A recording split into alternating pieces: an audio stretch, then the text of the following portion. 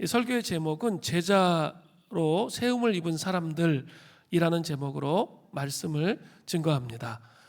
제자로 세움을 입은 사람들을 살펴보려면 먼저 제자란 말의 의미를 좀 살펴보아야 합니다. 성경 이해의 일반적인 헬라어의 의미, 헬라어로 제자는 마데테스인데 성경 외의 곳에서는 이 마데테스를 이런 식으로 이해합니다. 일정 직업의 도제, 무리도자의 아우제자죠. 도제, 일정한 직업의 도제 혹은 일정 업종에 대한 학생 또는 일정 교사에 대한 생도를 의미합니다. 그런데 성경 안에 이 제자에 대한 이 정의는 이 오스왈드 샌더스라는 목사님이 계신데 아주 제자에 대해서 정의를 잘 해 놓았습니다. 이것이 제자다라고 말할 수 있습니다. 이 제자라는 뜻은 배우는 자라는 뜻도 있지만 예수님은 그 간단한 말에 심오한 뜻을 듬뿍 담으셨습니다. 믿음뿐만 아니라 생활 양식, 사고 방식에서도 그리스도의 가르침을 받아들이는 배우는 자라는 뜻이 있습니다. 믿음, 생활 양식, 사고 방식에서도 그리스도의 가르침을 받아들이는 배우는 자라는 의미가 제자입니다. 그러나 이것은 그냥 배우는 것을 목적으로 하지 않는다는 거죠.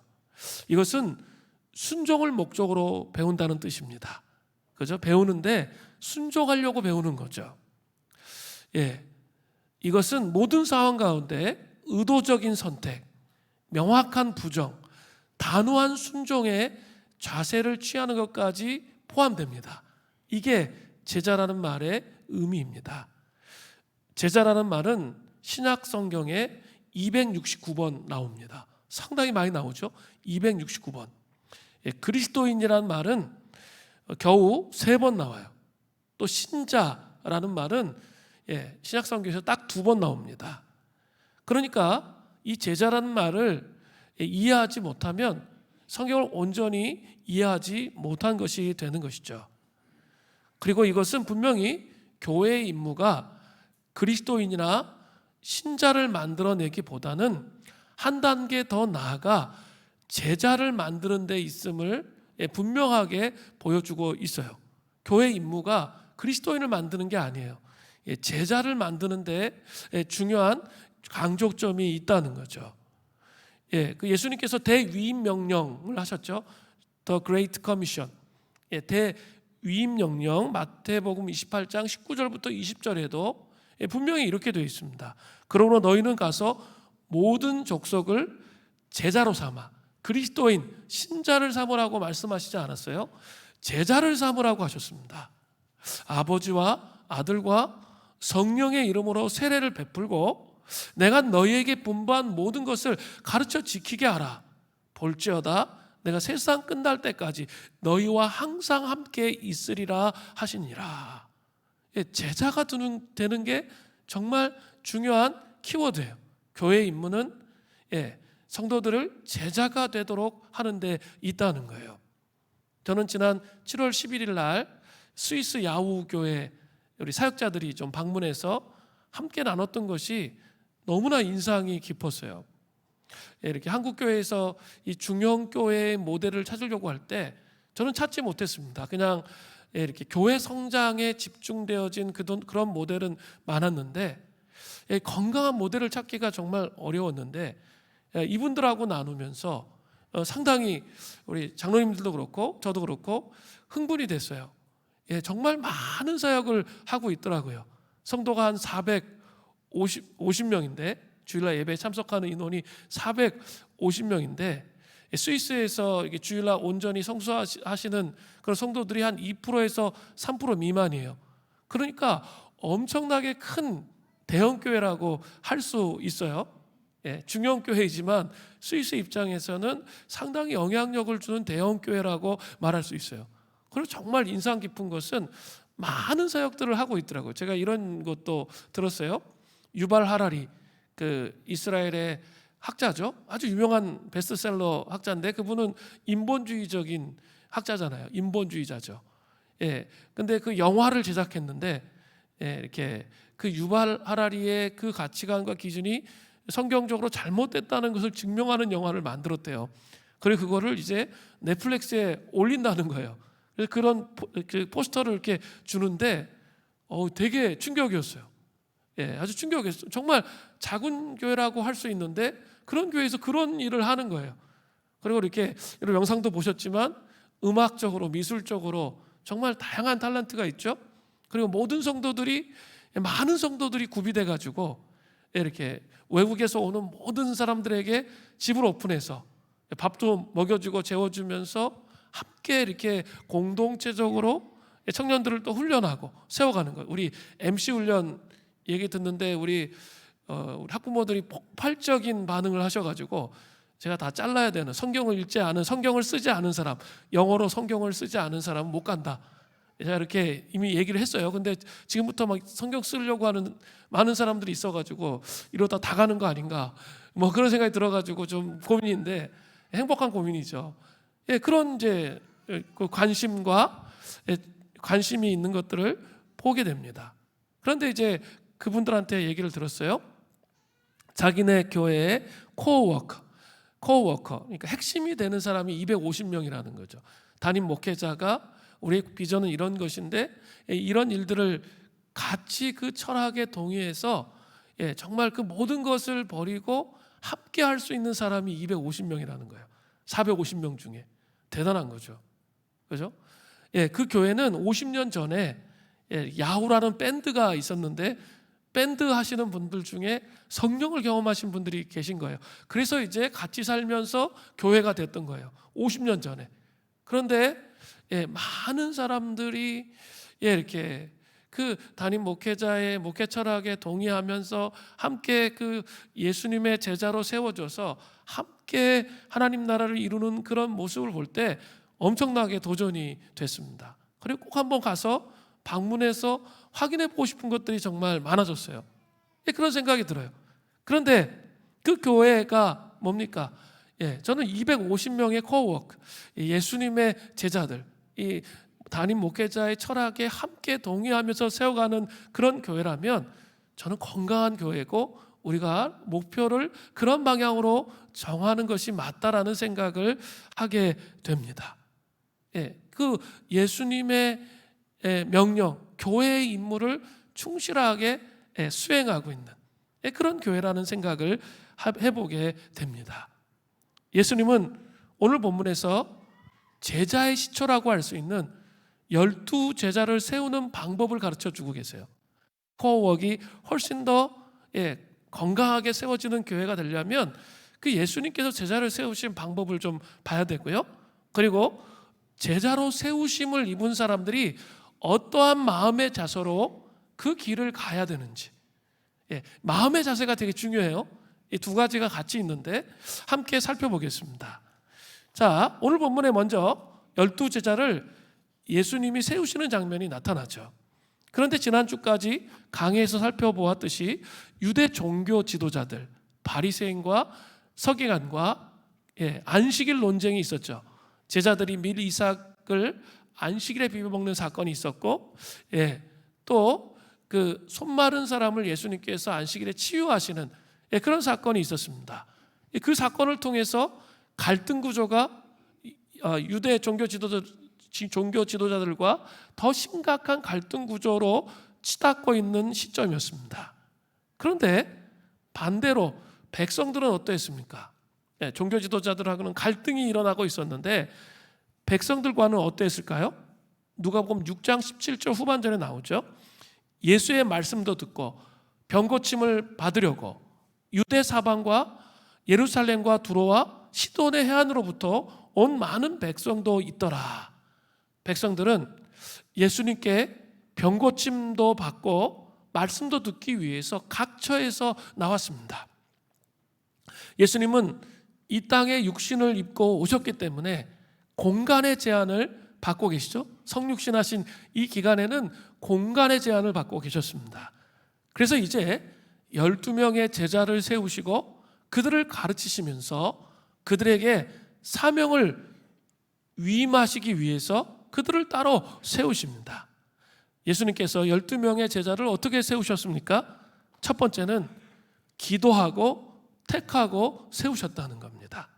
누가복음 6장 12절부터 13절을 보세요. 이때 예수께서 기도하시러 산으로 가사 밤이 새도록 하나님께 기도하시고 밝음에 그 제자들을 부르사 그 중에서 12를 택하여 사도라 칭하셨으니, 제자들을 세우기 전에 예수님은 먼저 기도하러 산으로 가서 밤이 새도록 하나님께 기도하셨다는 거죠. 이 밤이 새도록이라는 이 구절은 신약 성경에 여기에만 딱 한 번 나오는 아주 희귀한 헬라어 단어입니다. 이것은 의사가 환자를 밤새워 정성껏 간호한다, 이런 뜻이 있어요. 그렇게 기도를 하셨다는 거죠. 예수님은 당시에 이 순간의 중요성을, 그 예수님이 이렇게 행하셨던 이 순간의 중요성을 이 제대로 알았던 사람은 거의 없습니다. 그러나 사역 전반에 걸쳐 가장 중요한 결정을 하기 위해서 오랫동안 정성을 다해서 하나님께 기도하셨습니다. 가장 중요한 게 뭘까요? 사람을 세우는 거죠. 함께 하는 거예요. 그 사람들을 세우는데 정말 오랫동안 기도하셨다는 것이죠. 예수님은 중심을 아시는 분이십니다. 그래서 얼마든지 기도하지 않고 충성된 사람들을 영적 분별력으로 택하여 제자로 선발할 수 있었습니다. 그런데 예수님은 12제자를 선택하기에 앞서서 밤을 새도록 기도하신 후에 결정하셨다는 거죠. 이것은 제자들에게 아주 중요한 일입니다. 왜냐하면 예수님의 제자는 본인이 원해서 된 것이 아니라 예수님이 밤새도록 기도하시고 하나님의 뜻을 따라서 결정하셨기 때문에, 이게 중요해요. 본인이 좋아서 본인이 원해서 제자가 된 게 아니라 예수님이 하나님의 뜻에 의해서 기도하면서 결정하셨다는 거죠. 요한복음 15장 16절을 보세요.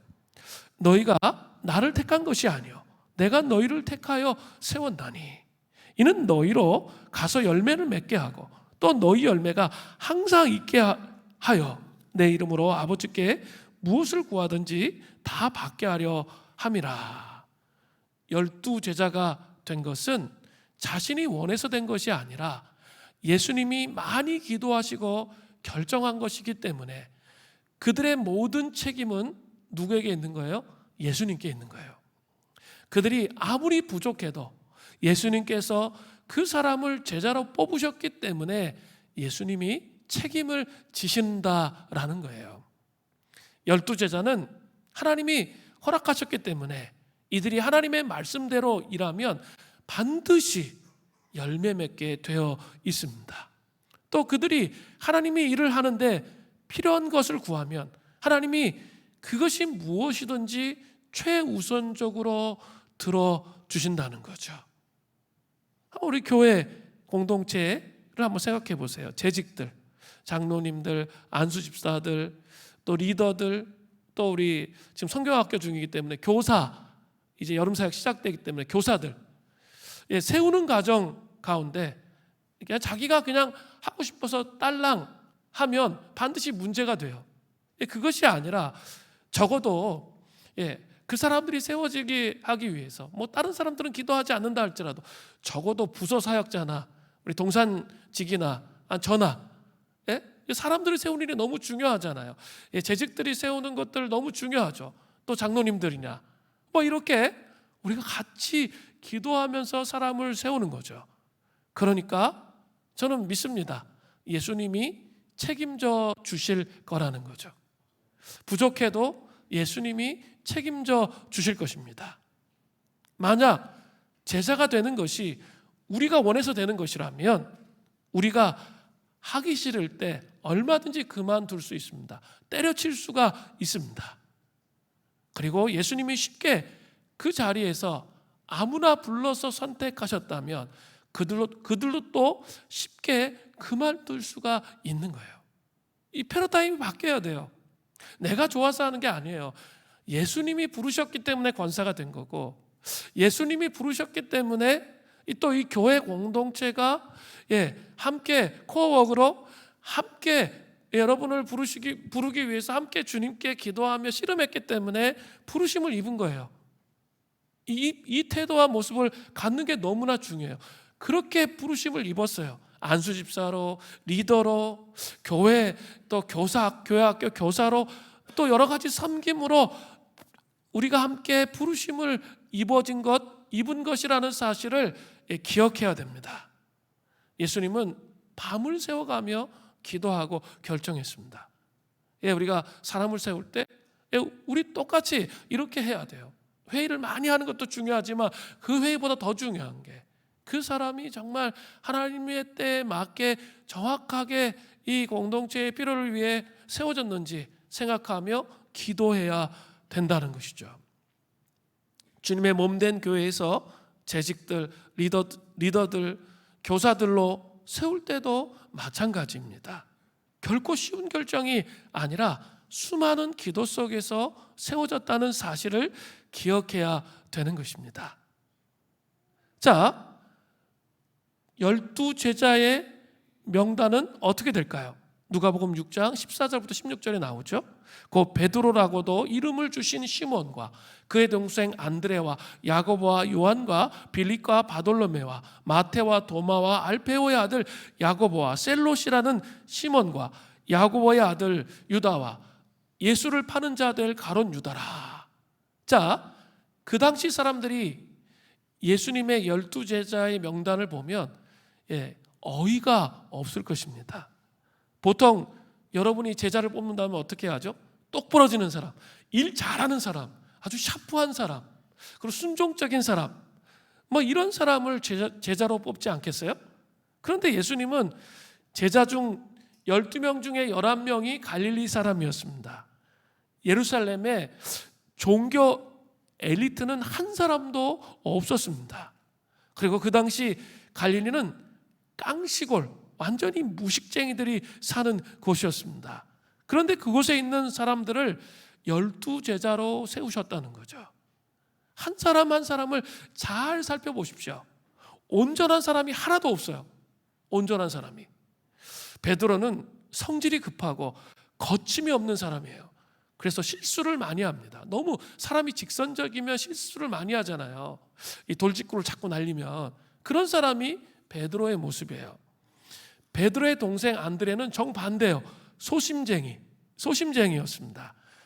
안드레라는 말의 뜻이 남자답다라는 뜻인데, 그런데 그 안드레는 이름과 정반대의 사람이었어요. 그는 막 머리가 잘 돌아가가지고 막 앞에 나서고 나대는 그런 사람이 아니라 소심해서 사람들 앞에 서는 것조차도 싫어했던 그런 사람이에요. 그는 12제자 중에 두 번째로 이름이 나오는데, 그 성경에 잘 드러나지가 않아요. 형제 베드로를 예수님께 인도했던 사람, 또 오병이어의 기적 속에서 오병이어를 가진 소년을 예수님께 인도했던 사람, 딱 두 가지 나와요. 그리고 안 나와요. 두 번째 사람인데. 또 야고보와 요한은 여러분 별명 아시죠? 우레의 아들, 이 번개의 아들이죠. 성격이 진짜 불같아요. 그리고 급해요. 그리고 야망이 많았던 사람들이 야고보와 요한입니다. 빌립은 아주 계산적인 사람이었어요. 큰 무리에 대해서 어떻게 이 사람들을 먹일 수 있느냐라고 예수님께서 물으실 때 빌립은 이렇게 대답합니다. 요한복음 6장 7절에 빌립이 대답하되 각 사람으로 조금씩 받게 할지라도 200데나리온의 떡이 부족하리이다. 이미 계산이 딱 쓴 거예요. 아무리 돈으로 막 쳐발라도 이 사람도 다 먹일 수 없다는 이 계산을 해낸 사람이 누구예요? 빌립이에요. 바돌로메는 나다네엘로 알려져 있습니다. 그는 아주 냉소적인 사람이었습니다. 요한복음 1장 46절에 나다네엘이 이르되 나사렛에서 무슨 선한 것이 날 수 있겠느냐? 빌립이 이르되 와서 보라 하니라. 우리도 이렇게 같이 일하다 보면 냉소적인 사람들이 있으면 되게 힘들잖아요. 막 불타올라가지 가자 하는데 그냥 옆에서 막 시니컬한 얘기하고 냉소적인 얘기하고 불을 꺼. 그러면 막 힘이 쭉쭉 빠지잖아요. 그런 사람이었습니다. 도마의 의심에 대해 모르시는 분은 없죠. 또 마태는 세리였습니다. 또 셀롯이라는 시몬에서, 셀롯은 열심당원이었습니다. 8, 90년대로 말하면 운동권 출신이에요. 예수님을 통해서 막 혁명을, 자기의 사상을 통해서 혁명을 일으키려고 했던 그런 사람이었습니다. 가룟 유다는 예수님을 배신해서 팔아먹은 그런 사람입니다. 여기서 좀 생각해 봐야 돼요. 예수님은 왜 이러한 사람들을 12제자로 세우셨을까요? 예수님은 현재의 그들의 모습이 아니라 장차 그들이 될 모습, 즉 가능성을 보시고 제자로 세우셨다는 거죠. 예수님은 결코 현재 완벽한 사람들을 세우는 것을 기뻐하지 않으세요. 그러니까 막 세상은 그렇잖아요. 완전히 머리 잘 돌아가가지고 일 잘하는 사람 쫙 모아서 딱 일하면 일이 다 끝나잖아요. 뭐 그 사람들의 마음이 힘들고 어렵고 뭐 상관없어. 돈 주면 돼. 그럼 모든 문제가 해결되잖아요. 근데 교회 봉사는 그렇게 하면 안 돼요. 그것은 세상적 가치를 교회에 가져오는 거예요. 절대 그렇게 해서는 안 됩니다. 왜냐하면 좀 부족하고 연약해 보이는 사람을 함께 세워서 같이 일하는 거예요. 물론 이렇게 부족하고 연약한데 바꿀 마음이 없어 계속 그 자리에 머물러 그런 사람이 아니라 정말 이렇게 끊임없이 예수님 앞에서 변화되려고 하고 갈망하고, 그런데 아직 실력이 부족해요. 문제가 많아요. 아직 이렇게 깨어진 가정에서 있어서 이 문제들이 많아요. 그런 사람들을 세워야 되는 거죠. 그런 사람하고 일할 때 이렇게 일이 잘 돌아갈까요? 안 돌아갈까요? 모르세요? 세상에서 일하면 알잖아요. 직장에서 일 잘 돌아가지만 교회 오면 속 터지잖아요. 저도 그럴 때가 있어요. 저도 그러면 안 되는데 같이 일하면 좀 날 샌다, 쟤한테 했다가는. 뭐 이런 생각을 가지고 판단할 때가 제 마음에도 있어요. 근데 여러분 직장에서 얼마나 그렇게 잘 이렇게 하다가 이 교회 와서 보면 이게 일이 되는 건지 안 되는 건지 저도 답답한데, 여러분 직장 생활하면서 오죽 답답하겠어요. 그럼에도 불구하고 그런 마음을 회개해야 돼요. 저희 그런 마음을 회개해야 돼요. 그리고 같이 그 사람의 가능성을 보는 거예요. 그 사람이 지금까지 해온 걸 보는 거예요. 그 사람이 하나님을 갈망했던 걸 보는 거예요. 그러면서 어떻게 해야 돼요? 함께 가는 거죠. 함께 가는 거예요. 그게 예수님의 방식이에요. 우리가 예수님의 방식을 선택하는 거지 세상의 방식으로 일하는 것이 아니에요. 지금은 별 볼 일 없어 보이지만 하나님 손에 붙들린 바 되면, 이러한 연단의 과정을 이 사람이 잘 지나가면 큰 용사가 될 수 있다는 사실을 여러분 기억하셔야 돼요. 조금 못해도 됩니다. 또 잘해야 한다는 것에 여러분 눌리지 마세요. 하나님 원하시는 게 그런 거 아니에요. 사람들에게 인정받으려고 잘해야 된다. 그럼 더 못해. 그럼 안 돼요. 하나님 원하시는 게 그런 게 아니에요. 그냥 나는 하나님 앞에서 나예요. 그리고 하나님 앞에서 내가 최선을 다해서 하면 돼요. 그리고 내가 일을 통해서 변화되면 돼요. 그래서 변화의 여정을 가면 돼요. 그런 가치관 기준은 없고 그냥 일에만 집중돼 있어요. 그러면 이 여름 사역 다 끝난 다음에 공허함이 밀려옵니다. 허망함이 밀려와요. 내가 뭐 했지? 이렇게 되는 거예요. 하나님 원하시는 게 그런 게 아니에요. 리더 끝났을 때 내가 한 게 뭐가 있지? 그렇게 하라고 리더하는 게 아니에요. 그죠? 그렇게 하라고 리더하는 게 아니에요. 정말 내가 지금 뭐 멤버가 말을 너무 안 들어서 힘들고 어려울 수 있어요. 근데 중요한 거 하나님의 관점은 그 사람의 관점이 아니고 내가 지금 변화되고 있느냐가 중요한 거예요. 내가 진짜 하나님 앞에서 변화가 있는가, 나는 변화의 여정을 통해 세워져 가고 있는가, 하나님 이거를 보신다는 거예요. 이게 중요해요. 제가 기억이 났어요. 어제 뭐 얘기하다가 우리 한 권사님이 막 얘기하셨죠. 그 기억이 나더라고요. 이렇게 우리 몇 년 전에, 아주 오래 전에 필리핀으로 단기팀이 많이 갔었어요. 필리핀에 단기 선교하러 갔는데 청년들이 이렇게 준비를 하더라고요. 준비를 하는데 부채춤 추고 막 이런 댄스 치는 거 제가 아마 제일 못할 거예요. 아마 저는 이렇게 몸으로 하는 거 잘 못해요. 이렇게 막 몸으로 막 워십 댄스 하는 거 가장 못하는 이 몸치 중에 한 사람인데, 저를 닮아서 그런지 청년들이 진짜 처음부터 끝까지 맞춰지지가 않아. 아무리 연습해도 맞춰지지가 않는 거예요. 그래서 참 걱정이 되더라고요. 그래서 제가 그 팀 별명을 오합지졸 선포했어요. 그냥 우리는 오합지졸이다. 아무리 해도 이거 안 되는구나. 그냥 우리 오합지졸이다. 제가 이렇게 선포하고 앞에서 인사할 때 우리 오합지졸입니다. 그런데 성령의 기름 부으심을 좀 경험하고 성령의 임재하심 안에서 사역할 수 있도록 기도해 주십시오. 그렇게 했을 때 제가 들었어요. 그들이 가서 이렇게 했는데 부제춤을 딱 췄대. 근데 여기서는 하나도 안 맞잖아요. 거기서는 이렇게 성령이 딱 임재하시니까 쫙 맞은 거야. 그래가지고 이렇게 사람들이 얘기하는 거지. 그랬다는 거예요. 어떻게 이렇게 손끝이 아름답고 일사불란하게, 분명히 안 그랬는데 가가지고 그랬다는 거예요. 그게 기름 부으심이죠. 제가 소망하는 것은, 물론 우리 열심히 노력하지 않으면 안 되겠죠. 그렇지만 제가 자꾸 얘기하는 거는 뭐냐면, 노력하지만 사람들을 잃어버리면서 노력하지는 마세요. 소외된 사람이 없이 함께 부으면서 노력하는 거예요. 그리고 중요한 포인트는 뭘까요? 우리 교사들 일부 예배 때 내내 얘기했거든요. 중요한 포인트는 일 잘하는 게 아니고 기름 부으심이 있는 거예요. 그 내가 한 대로 안 된다고 삐지지 말고, 뭐 분단위 초단위로 다 계획 세가지고 뜻대로 안 된다고 화내지 말고, 그럼 뭐 그냥 세상에서 그렇게 하세요. 교회에서 그렇게 하면 안 돼요. 하나님이 역사하실 공간을 만들어 드려야죠. 하나님 일하실 공간을 만들어 드려야죠. 하나님이 어떻게 하실지 바라볼 수 있어야죠. 그죠? 그렇게 일하는 거예요. 달라요. 이 세상의 강식으로 일하는 것과 교회가 일하는 게 달라야 돼요. 그리고 사람들을 배려하고 더불어 함께 갈 수 있어야 되는 거예요. 그래서 어렵기도 하고 천천히 가기도 하고 이런 거예요. 그게 예수님이 사람들을 세우시는 방법이었기 때문에 그래요. 자, 예수님은 12제자를 기도하고 세우셨고 가능성을 보고 세우셨습니다. 그것으로 모든 것이 끝났나요? 오늘 본문에? 아닙니다. 그것으로 결코 다 끝나지 않습니다. 그 다음에 중요한 게 또 있어요. 우리가 제자로 세우심을 입은 사람들이, 우리 제자로 세우심을 입은 사람들이 가지고 있어야 할 예수님을 따르는 마음의 자세가 중요한 거예요. 그죠? 우리 쪽에서의 응답이 있다는 거예요. 그냥 개기고 아무것도 안 하면 계속 이렇게 약간 때로는 책망도 하고 격려하고 이렇게 해서 하게 해야 되죠. 그죠? 중요한 것은 우리 쪽에서 응답해야 할 마음의 태도가 있어요.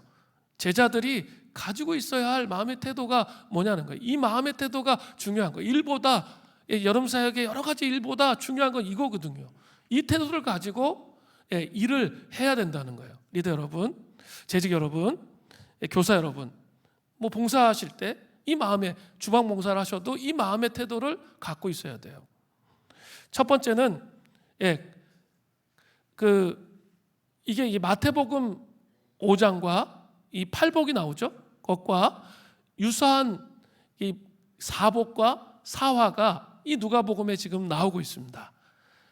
크게 네 가지로 나와요. 제자로 세우심을 입은 사람들이 예수님을 따르려면 먼저 중요한 게 있습니다. 심령이 가난한 자가 되어야 돼요.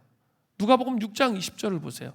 예수께서 눈을 들어 제자들을 보시고 이르시되 너희 가난한 자는 복이 있나니 하나님 나라가 너희 것이며. 이 말씀과 같은 의미인 마태복음 5장 3절의 말씀을 보시면 좋겠어요. 거기에는 가난한 자로 되어 있지 않고 심령이 가난한 자는 복이 있나니 천국이 그들의 것이며 이렇게 되어 있습니다. 심령은 인간의 마음의 상태를 의미하는 거죠. 가난함에 해당하는 헬라의 단어의 의미는, 이 누가복음에 나오는 가난함에 해당하는 헬라어 단어의 의미는 물질적으로 착취를 당하고 사회적으로 억압을 당해서 이제 남은 것이나 기댈 것이 아무것도 없어서 오직 하나님만 의지할 수밖에 없는 상태, 상황에 있는 사람에게 해당되는 거예요. 또 그렇다면 심령이 가난한 자라는 말은 물질적, 사회적으로 또 영적으로 어떠한 측면이라든지 가난한 마음의 상태를 가지고 있는 것을 말하는 거예요. 즉 우리의 심령이 즉 영적으로 파산된 상태를 의미하는 겁니다. 파산이라는 것은 아무것도 자신의 노력으로는 도저히 문제를 해결할 수 없는 그것을 고백하는 상태가 파산의 상태죠. 빚을 갚을 길이 없는 거예요. 너무 빚이 많아서. 인간적으로 이게 해결할 수 없는 상태를 가리켜서 파산이라고 하잖아요. 자신의 노력으로 스스로 해결할 수 있는 게 아무것도 없어, 영적으로. 그게 영적 파산의 상태라 그런 것이죠.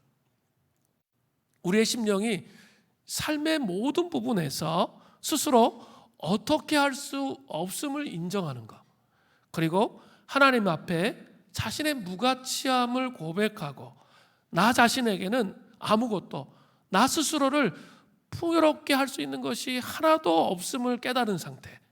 그래서 하나님의 도우심이 없이는 단 하루도 살아갈 수 없음을 고백하는 심령을 말하는 거예요. 하나님이 도우시지 않으면 나의 삶은 제대로 살아갈 수가 없는 상태, 그 상태를 가리켜서 심령이 가난하다라고 쓰는 거예요.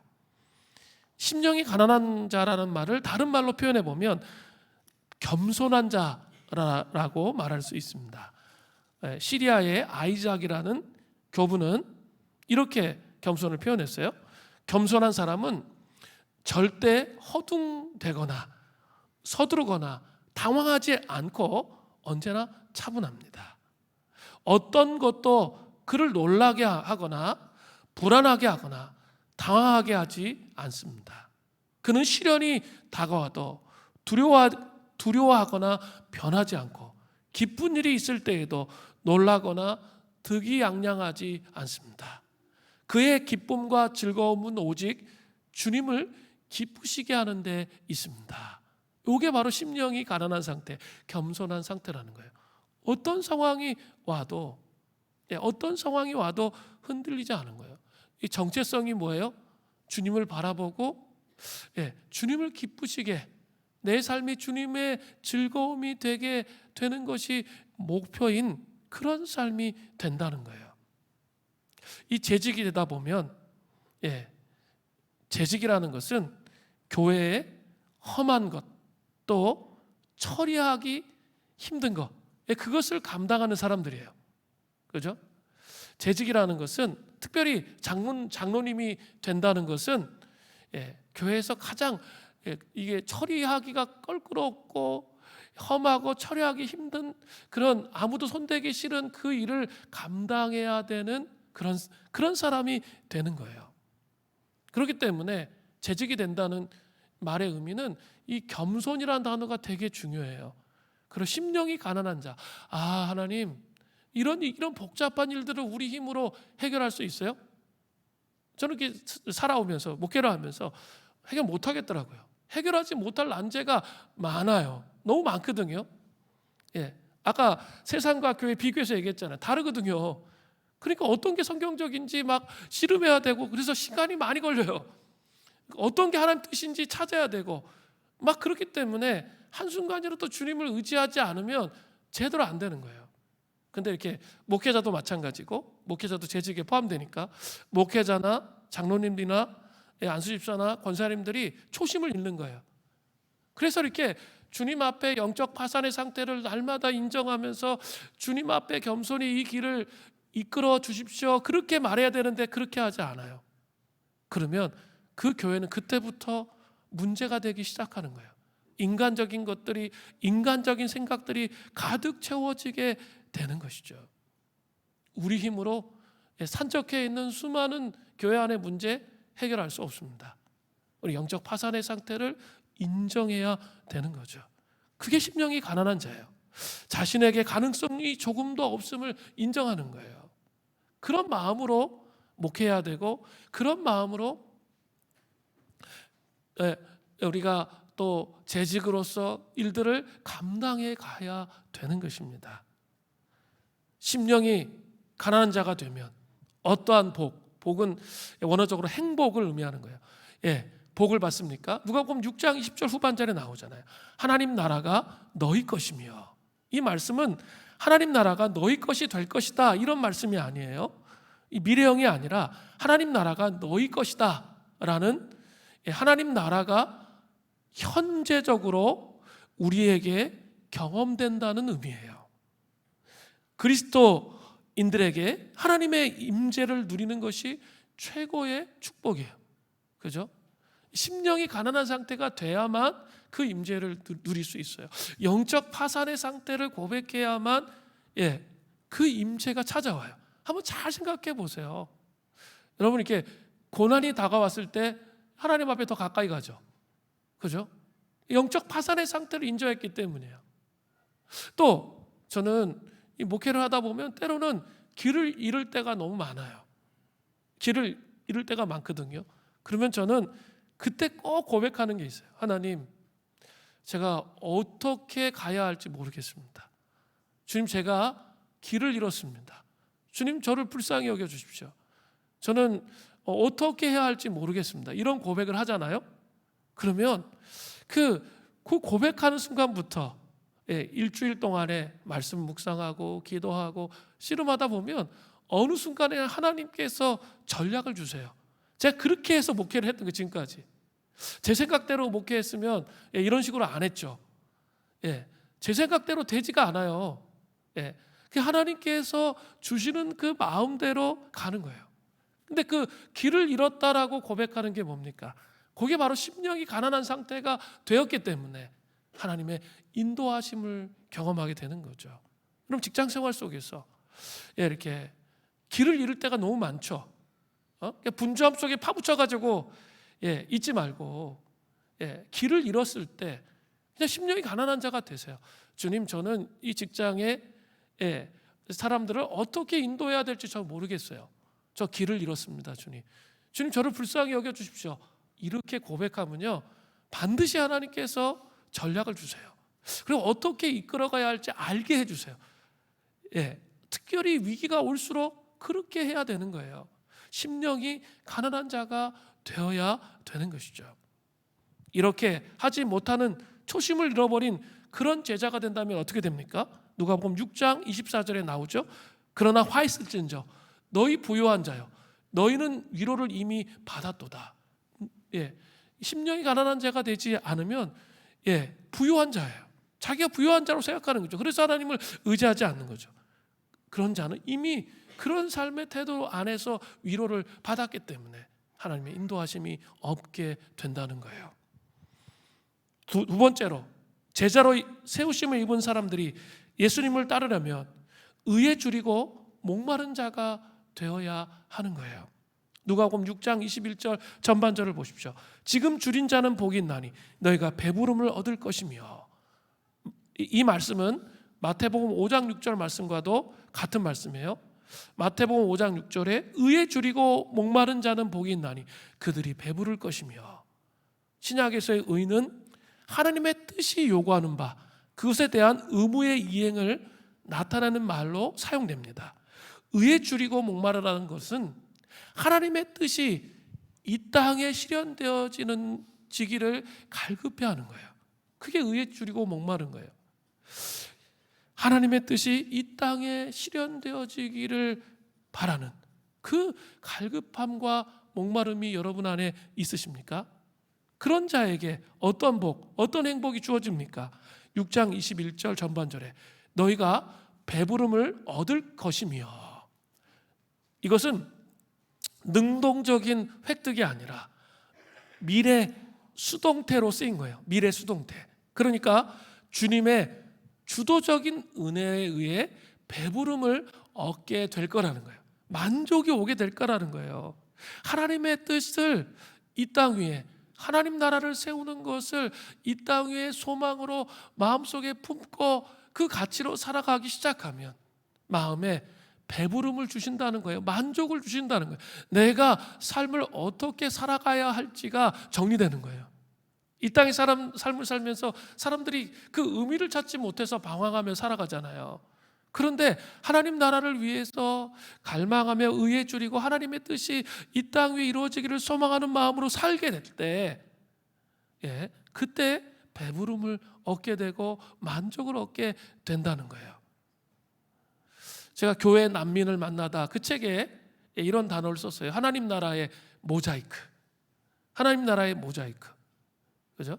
우리 물된동산 수림교회는 참 여러 가지 일을 하고 있어요. 난민 선교사들을 세우는 일들, 또 파송하는 일들, 탈북민을 통한 북한 사역, 다음 세대 사역, 교회 학교를 세우고 대안학교를 세우고 꿈책동을 하고 또 지역사회를 섬기고 제자훈련하고 앞으로 더 많아질 예정이에요. 더 많아지게 될 거예요. 근데 이게 생각의 폭이 너무 좁으면 어때요? 이제 어떤 생각 속에 갇히냐면, 목사님은 이제 꿈책동 세울 때는 목사님 꿈책동만 해. 목사님은 난민 사역만 해. 목사님은 뭐 우리 교회는 요것만 해. 이런 생각 속에 갇히게 되는 거예요. 그렇게 갇히게 되면 어떤 생각이 드냐면 나에게 적용할 것이 아무것도 없다라는 생각을 하게 되죠. 나하고 어떤 관계가 있냐 이런 생각 속에 빠진다는 거예요. 그건 너무 편협하고 폭이 좁은 거예요. 저는 난민 사역만 하고 있지 않아요. 그럼 제가 선교사로 나갔겠죠.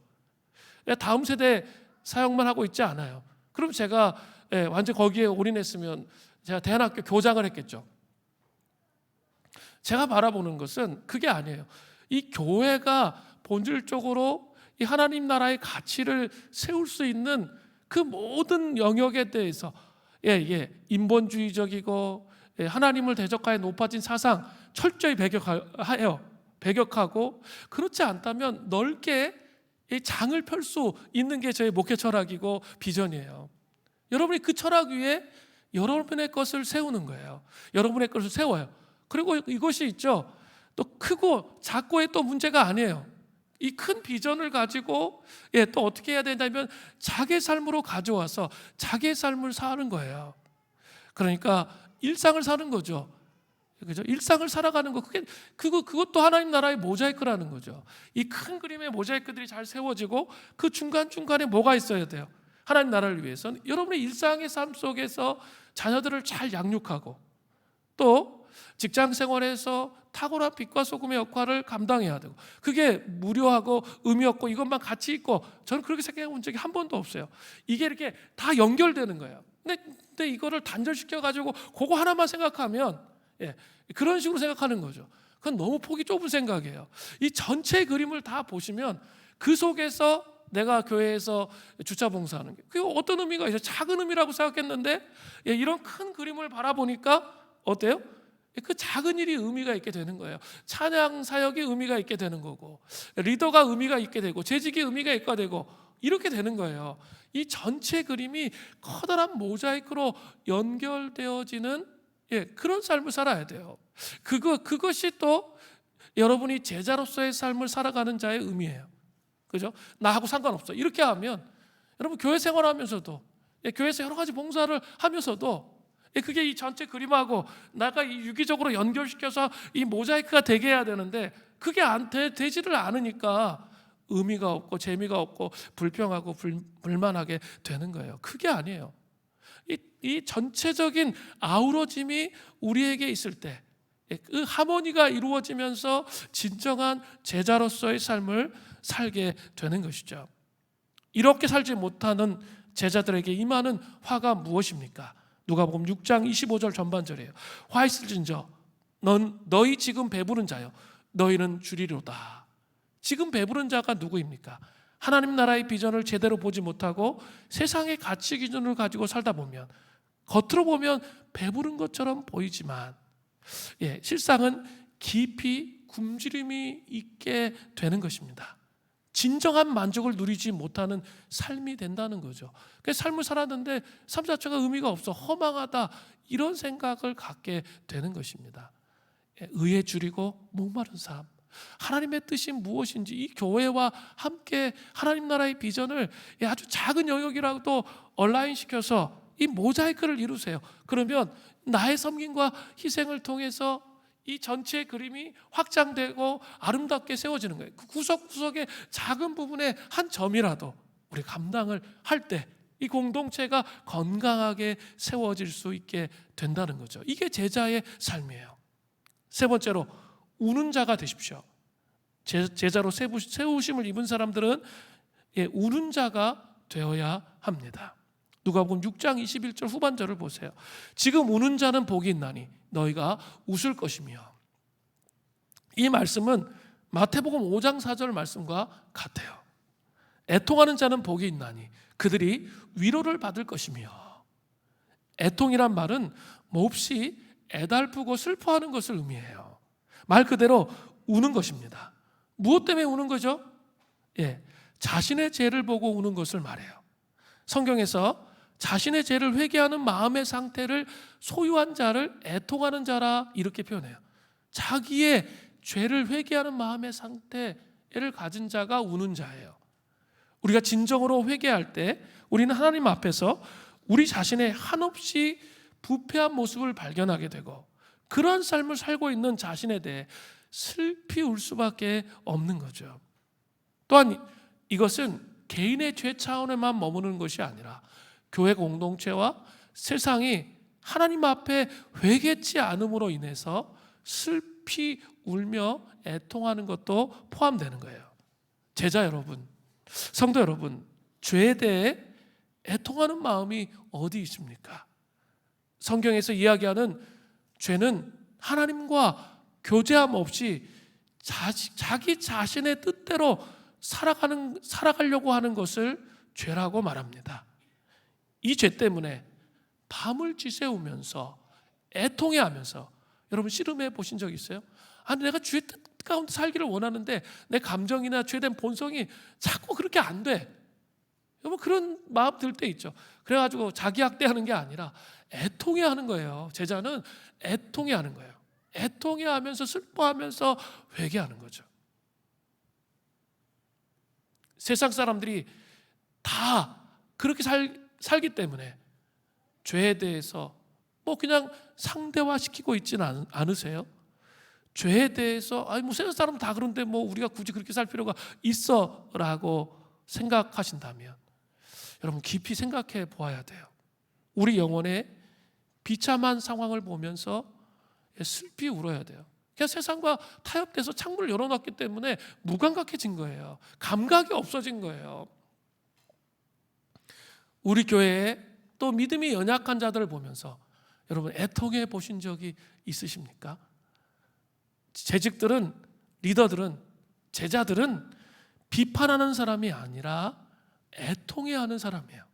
애통해하는 사람. 제발 이 제3자처럼 신앙생활하면 안 돼요. 자신은 그 교회에 속하지 않은 것처럼 우리 교회에 사랑이 없다, 나와 입장이 다르다 하면서 이 교회에 그렇게 말하면서 이 교회의 죄악 때문에 울어본 적이 없다면 우리 안에 애통함이 없는 거예요. 그것은 그냥 파괴적인 비판에 불과해요. 건설적인 비판이 결코 아니에요. 그렇게 해서는 안 됩니다. 신앙생활을 정말 애통해하면서 그런 모습이 없는 그 모습을 보면서 어떻게 해야 돼요? 애통하면서 씨름하여야 되는 거예요. 믿음이 연약한 자들 보시면서 어떻게 해야 돼요? 때로는 막 정말 징글징글하죠. 맨날 쓰러지고 넘어지고 계속 그 사이에 있으니까 진짜 포기해버리고 싶을까? 그런 마음이 들기도 하죠. 그러나 주님의 마음을 기억해야죠. 주님의 애통하는 마음, 그 영혼을 향해 우시는 그 마음. 주님이 그 영혼을 바라볼 때 어떠실까? 그 마음이 찢어지실 것 같아요. 정말 그에게 많은 것들을 해주셨는데도 불구하고 그걸 인식하지 못하고 계속적으로 판단하고 비판하고 원망하고 그렇게 살아가는 그 모습을 보면서 어때요? 울 수 있어야 돼요. 그게 애통하는 자들이에요. 우리 이제 내적 치유 수련회 이제 8월 14일부터 15일까지 합니다. 제가 계속 얘기하고 있는데 MZ세대들에게는 훨씬 더 많은 치유와 회복이 필요해요. 옛날하고 달라요. 훨씬 더 많다. 더 깊이 치유돼야 될 필요가 있다라는 생각을 하게 돼요. 그런 아이들을 놓고 여러분 저 혼자 할 수가 없어요. 여러분들이 그 다음 세대 청년들, 청소년들 보면서 애통한 마음을 가지고 기도해 주셔야 돼요.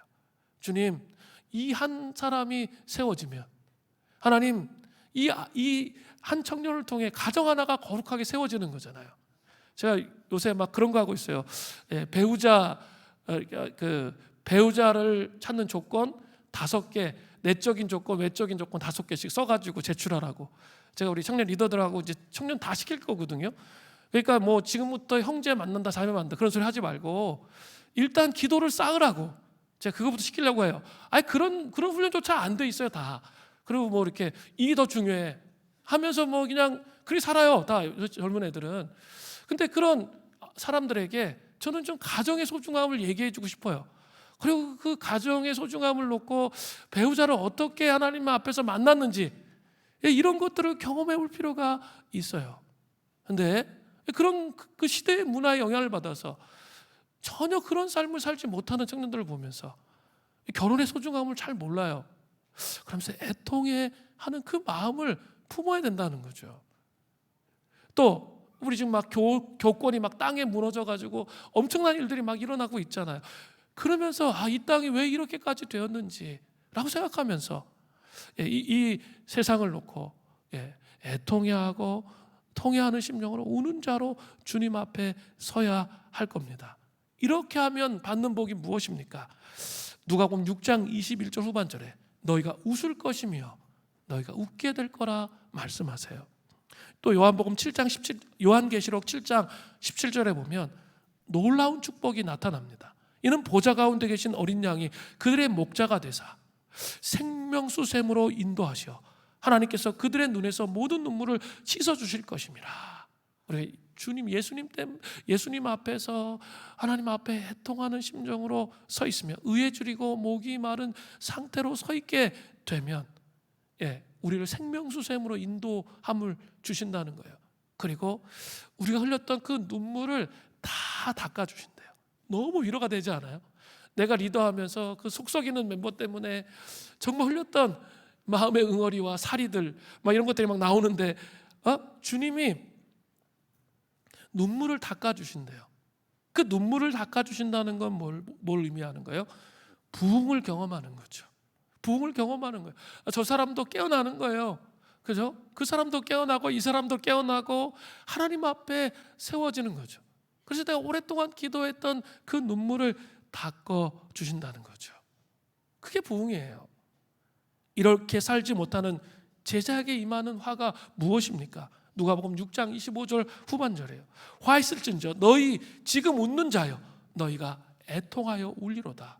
그냥 쌩글쌩글 웃고 걱정 없어 편안하다 이렇게 살다 보면 뭐요? 너희가 애통하며 우는 날이 온다는 거예요. 마지막으로 제자로 세우심을 입은 사람들이 예수님을 따르면 복음과 함께 고난을 받아야 됩니다. 누가복음 6장 22절부터 23절을 보세요. 인자로 말미암아 사람들이 너희를 미워하고 멀리하고 욕하고 너희 이름을 악하다 하며 버릴 때에는 너희에게 복이 있도다. 그날에 기뻐하고 뛰놀라. 하늘에서 너희 상이 큼이라. 그들의 조상들이 선지자들에게 이와 같이 하였느니라. 예수님을 따르는 삶에는 언제든지 고난이 있습니다. 이걸 전제로 깔고 있어야 돼요. 왜냐하면 예수님을 따르는 삶과 세상이 가르치는 삶의 방식은 언제나 반대였기 때문에 그렇습니다. 신약 성경을 보면 복음이 전파되고 교회가 세워지는 역사를 보면 고난의 연속이었어요. 그래서 사도 바울은 자기 영적 아들 디모데에게 이렇게 말하잖아요. 디모데후서 1장 8절 후반절 오직 하나님의 능력을 따라 복음과 함께 고난을 받으라. 고난을 받는데 하나님의 능력을 따라 고난을 받는 거죠. 제자로 살아갈 때 삶의 현장 속에서 어렵고 힘든 일이 반드시 있습니다. 하나님 나라를 일구는 제자로서의 삶을 살아갈 때 어려운 일들이 반드시 있습니다. 그런데 중요한 게 있어요. 그 고난 가운데 지독한 역설, 패러독스가 있다는 거예요. 이것이 우리에게 희망이에요. 고난이 있는데 고난으로 끝나지 않아요. 평생 고난으로 끝나지 않아. 그건 고난이 있다. 그건 뭔가 하나님께 순종해야 될 어떤 영역이 있는 거예요. 그렇지 않아요. 고난이 있지만 지독한 고난 속에서도 누릴 수 있는 기쁨과 즐거움이 있어요. 그리고 삶의 의미가 있어요. 평안이 있어요. 흔들리지 않는 그 무엇이 있어요. 그것 때문에 사는 거죠. 분명 오늘 본문에 나오잖아요. 그날에 기뻐하고 뛰놀라. 하늘에서 너의 삶이 크기 때문이다. 그렇게 말씀하고 계신 거예요. 이 지독한 역설, 이 파라독스가 우리에게 있기 때문에 정말 고난을 받는데 마음속에 막 기쁨이 더 넘쳐요. 그리고 소망이 넘쳐요. 그래서 그 고난이 고난으로 여겨지지 않는 거죠. 예, 이 고난이 맨날 고난이 있어 그래서 맨날 우울해 이게 아니고 내 이 고난의 삶을 산다는 게 내가 그리스도인의 표식이구나, 제자로서의 표식이구나. 그리고 마음속에 기쁨이 온다는 거죠. 제자로서의 삶을 살지 못하면 어떤 화가 임합니까? 누가복음 6장 26절이에요. 모든 사람이 너희를 칭찬하면 화가 있도다. 그들의 조상들이 거짓 선지자들에게 이와 같이 하였느니라. 세상 사람들이 너무 많은 칭찬을 해. 그 세상과 구분이 안 되는 삶을 살아가고 있는지도 모르는 것이죠. 예수님의 참된 제자가 아니라는 사실을 여러분 기억하시기를 바랍니다. 그 예수님이 세우신 12제자 세우신 방법 기억하세요? 기도하시고 택하셔서 세우셨어요. 또 가능성을 믿고 세우셨습니다. 그리고 제자로 세우심을 입은 사람들의 마음 자세 어때야 되죠? 심령이 가난한 자, 영적 파산의 상태를 인정하십시오. 의에 지리고 목마른 자가 되십시오. 우는 자가 되십시오. 애통하는 자죠. 복음과 함께 고난을 받으십시오. 그 은혜가 우리에게 있기를 간절히 바랍니다.